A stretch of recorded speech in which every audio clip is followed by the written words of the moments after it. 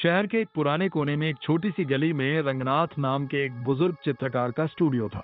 कभी उसकी कलाकृतियां पूरे शहर में प्रसिद्ध थी, लेकिन अब उसके स्टूडियो में धूल की परतें जम चुकी थी।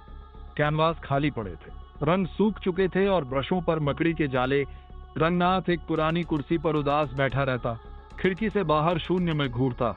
उसकी आंखों में चमक नहीं थी, बस पुरानी यादों का धुंधलापन। उसका हुनर, उसका जुनून, सब कहीं खो गया था। उसके हाथ जो कभी जादू रचते थे, अब थरथराते थे, किसी अनजाने बोझ तले दबे हुए। एक शाम जब सूरज ढल रहा था, एक नन्ही बच्ची उसके स्टूडियो के बाहर आकर खड़ी हुई। उसके हाथ में कुछ रंगीन खड़िया चौक थी। उसने रंगनाथ के पुराने धुंधले बोर्ड को देखा, जिस पर कभी एक सुंदर तितली बनी थी, लेकिन अब मुश्किल से दिखती थी। बच्ची ने धीरे से अपनी खड़िया निकाली और उस धुंधली तितली के पास एक छोटा सा चमकीला फूल बना दिया, गुलाबी और पीला, बिल्कुल जीवन से भरपूर। उसने एक पल के लिए देखा और फिर चुपचाप चली गई। अगली सुबह रंगनाथ अपनी खिड़की से बाहर देख रहा था। उसकी नजर उस धुंधली तितली के पास बने चमकीले फूल पर पड़ी।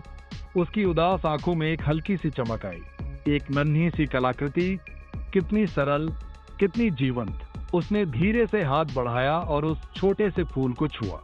उस स्पर्श में उसे सालों बाद रंगों की गर्माहट महसूस हुई। उसके सूखे हुए होठों पर एक हल्की मुस्कान उभरी। उसने तुरंत अपना पुराना धूल भरा ब्रश उठाया और एक नए कैनवास पर पहला रंग उकेरा। धीरे धीरे उसके हाथ में फिर से वही जादू लौट आया। स्टूडियो फिर से रंगों और उम्मीद की खुशबू से भर गया, जैसे एक नए वसंत का आगमन हुआ हो।